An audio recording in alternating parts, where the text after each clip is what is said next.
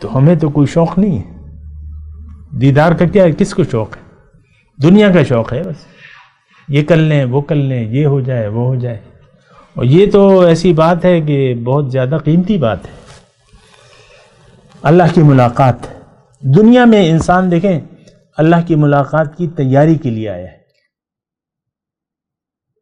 اور یہ قرآن بار بار ہمیں کہہ رہا ہے ان الذین لا یرجون لقاءنا وردوا بالحیاۃ الدنیا واطمأنوا بها والذین هم عن آیاتنا غافلون اولئک مأواہم جہنم. قرآن کی آیت ہے.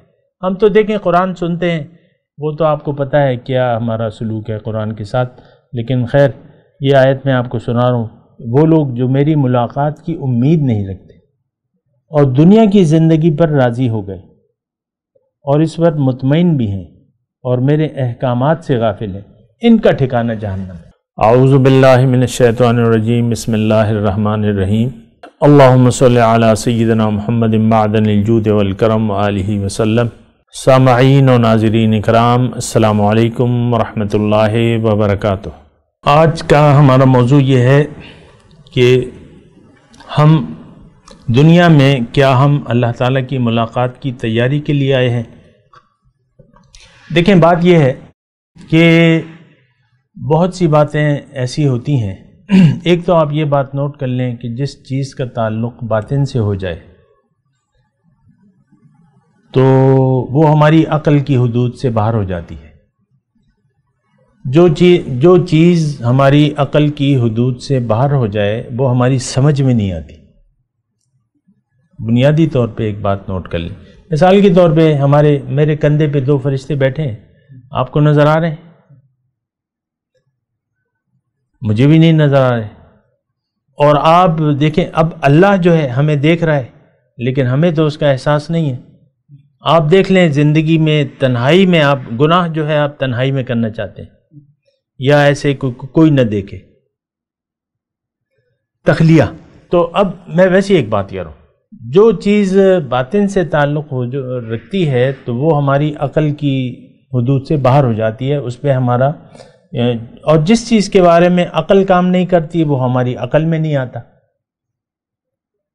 جس کے بارے میں ہماری حدود عقل سے باہر ہو جائے جو بات، وہ ہماری سمجھ میں نہیں آتی. لیکن یعنی یہ تو میں ایک بنیادی بات ہوں. میں فرشتوں کی بات کی، فرشتے موجود ہیں ہمیں یقین ہی نہیں ہے. آپ اکیلے ہیں، یعنی بعض اوقات آپ اکیلے ہوتے ہیں لیکن آپ اکیلے تو نہیں ہوتے.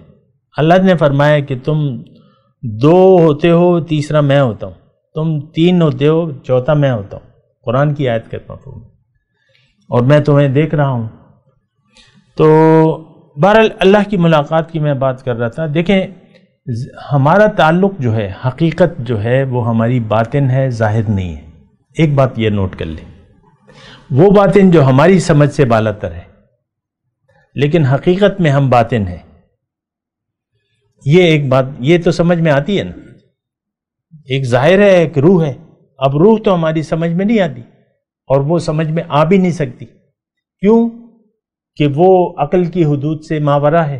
وہ تو جب ہم جائیں گے، اس جگہ جائیں گے اور پردے ہٹا دیے جائیں گے تو پھر سب کچھ ہمیں نظر آ جائے گا اور سمجھ میں آ جائے گا.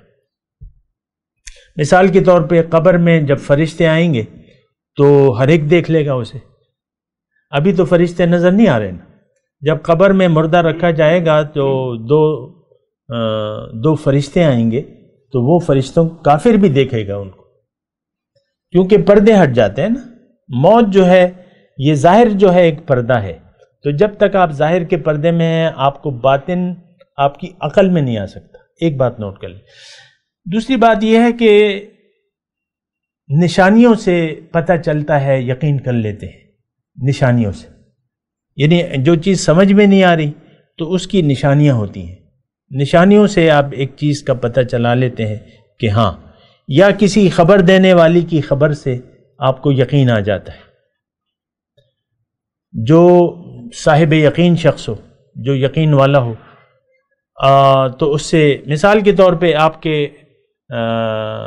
یعنی ایک ویرانے میں، ایک جنگل میں آپ کا جہاں سانپ وغیرہ ہیں وہاں آپ نے ایک گھر بنا لیا، ایک فارم ہاؤس ہے مثال کے طور پہ، بڑا کہیں فارم ہاؤس تو اکثر باہر ہوتے ہیں نا، تو وہاں پہ گھر بنا لیا، سانپ وغیرہ ہیں ادھر ادھر، تو ایک سانپ رینگتا ہوا آیا، آپ گھر میں نہیں تھے، تو آپ کے 12 سال کا ایک بیٹا ہے، اس نے دیکھ لیا، وہ تو اور کچھ نہیں کر سکا، لیکن جب سانپ کمرے میں چلا گیا تو اس نے دروازہ بند کر لیا، دروازہ کھلا ہوا تھا، سانپ اندر چلا گیا، وہ دروازہ اس نے بند کر لیا، اور جب آپ آئے گھر میں تو آپ کے بیٹے نے آپ کو بتایا، 12 سال کا بیٹا ہے، اس نے بتایا کہ ابو یہاں تو ایک بہت بڑا سانپ میں نے جاتے ہوئے دیکھا ہے اور میں نے دروازہ بند کر لیا۔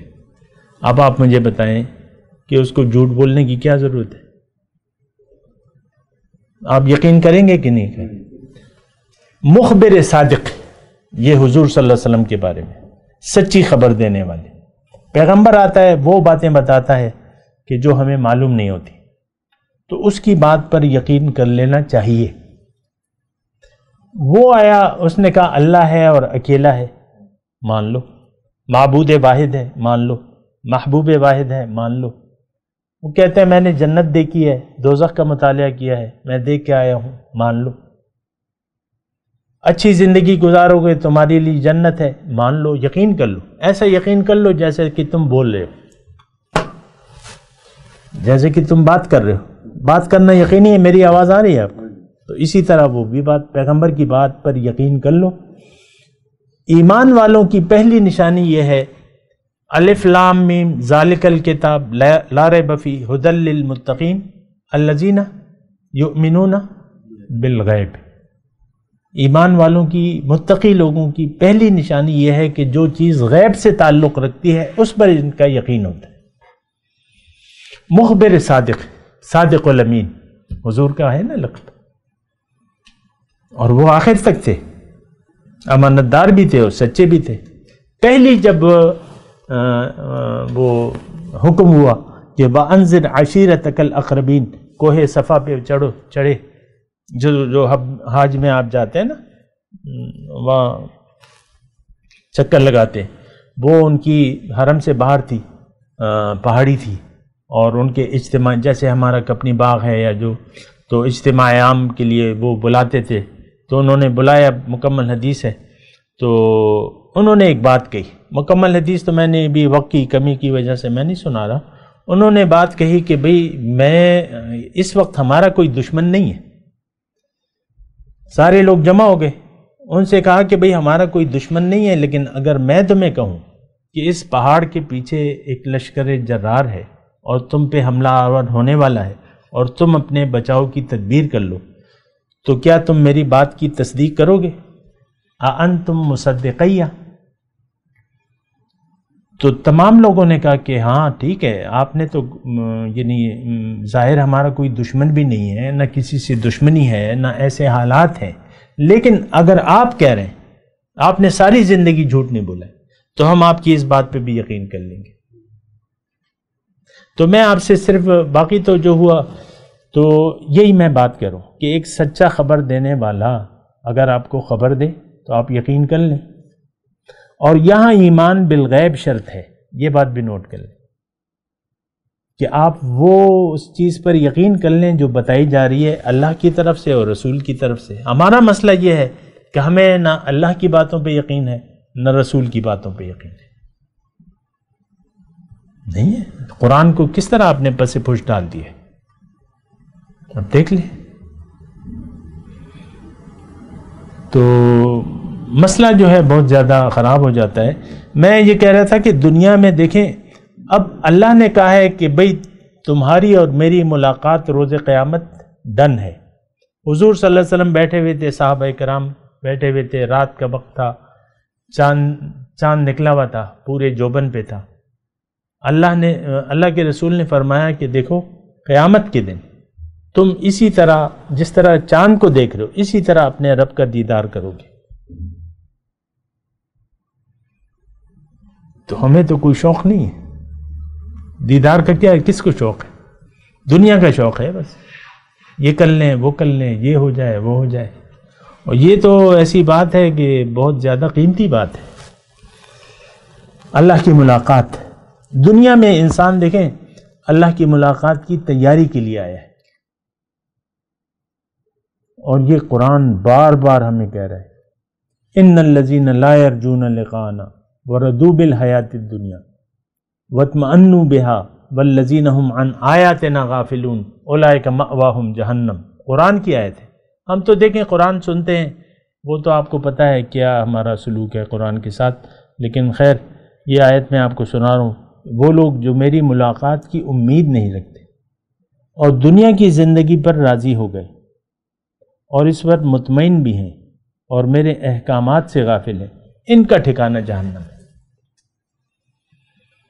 تو یہ کافی ہے نا اللہ کی ملاقات۔ اب اللہ کی ملاقات تو آپ دیکھیں اس وقت نہ اس کا بیان ہو سکتا ہے، نہ کوئی کر سکتا ہے، اور نہ سمجھ میں آ سکتا ہے، یعنی اتنی عظیم الشان واقعہ ہے نا، تو سوچ بھی نہیں سکتے۔ اس وقت اللہ کے بارے میں تو ہم کوئی سوچ سکتے ہیں، جہاں تک ہماری سوچیں کام کرتی ہیں وہ اللہ نہیں ہے اللہ کے بارے میں، تو ہم اس کی ملاقات کا بھی کچھ اندازہ نہیں لگا سکتے، لیکن ہے، ڈن ہے کہ نہیں۔